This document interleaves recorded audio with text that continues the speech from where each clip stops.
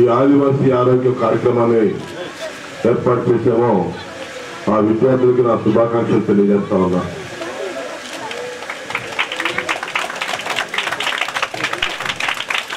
ముఖ్యంగా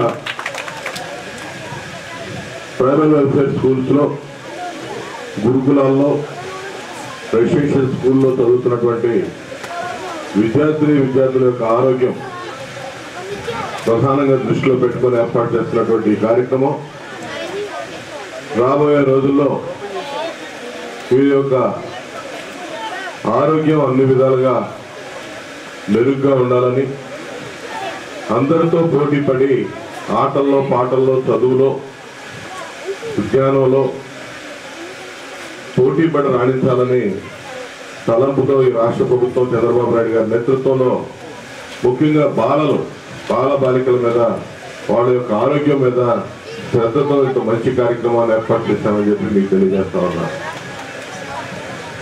గిరిజనులు 3-4 రకాలుగా ఉన్నారు.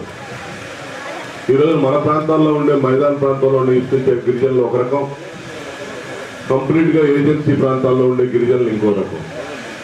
ఏజెన్సీలోనే ఇంకా ఆదివాసీలు, PGT groups, primitive tribal groups, వారి పరిస్థితి మరీ దయనీయం.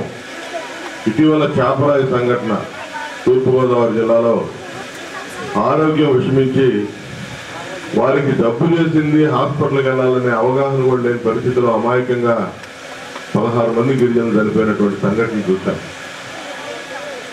ఇటువంటి సంఘటనలు ఎన్నో స్వాతంత్రం వచ్చినప్పటి నుంచి 70 ఏళ్ల నుంచి ఇంకా అటువంటి దుర్భర జీవితాన్ని గడుపుతున్నటువంటి పరిస్థితులు మరి గిరిజన ప్రాంతాల్లో, ముఖ్యంగా పీజీటీ గ్రూప్స్ లో కానీ, తండాల్లో కానీ, అదేవిధంగా ఏజెన్సీ గ్రూపుల్లో ఏరియాల్లో చూస్తూ ఉంటాం. అదేవిధంగా ఇటు ప్రకాశం జిల్లా, కర్నూలు జిల్లాలో ఉన్నటువంటి చెంచుగూడాలు, నెల్లూరు జిల్లాలో ఉన్నటువంటి యానాదుల తండాలు చాలా దారుణమైన పరిస్థితి. ఇంకా గుంటూరు జిల్లాలో చాలా వరకు కొంచెం బెటర్ పొజిషన్లో ఉంటాం. అంత దుర్భరమైనటువంటి జీవితాలు గడుపుతున్నటువంటి కుటుంబాల్లో ఉన్నటువంటి విద్యార్థులు బాల్యం దశ నుంచే వారికి అన్ని రకాలుగా అండదండగా నిలవాలని చెప్పి ఈ రోజున ప్రభుత్వం చంద్రబాబు నాయుడు గారి నేతృత్వంలో అనేక కార్యక్రమాలు తీసుకున్నాం. అందులో ఒక కార్యక్రమం ఈ ఆదివాసీ ఆరోగ్య కార్యక్రమం. మరి ఇది ఒక వినూత్నమైన కార్యక్రమం.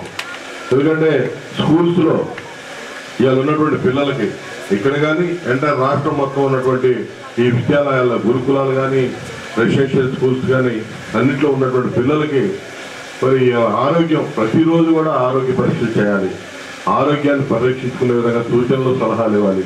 ఎవరైనా పిల్లలు అనారోగ్యంతో ఉంటే వాళ్ళు వెంటనే ఆ సంబంధిత హాస్పిటల్కి తీసుకెళ్లి వైద్యం అందించాలి, దానికి సంబంధించినటువంటి మందులు ఇవ్వాలి, వారికి పౌష్టికాహారం లోపం ఎక్కడుందో గుర్తించి వారికి కావలసినటువంటి పౌష్టికాహారాన్ని ఎప్పటికప్పుడు కొత్త విధానంలో అందించి వారిని అన్ని విధాలుగా సౌష్ఠవంగా, ఆర్థికంగా, ఆనందంగా, ఆరోగ్యంగా ఉండేదానికోసం పనిచేయాలనే ఉద్దేశంతో నిరంతరం వారి మీద ఒక నిఘా ఉంచడం కోసం ఈ హెల్త్ వాలంటీర్స్ నియామకం చేస్తా ఉన్నాం.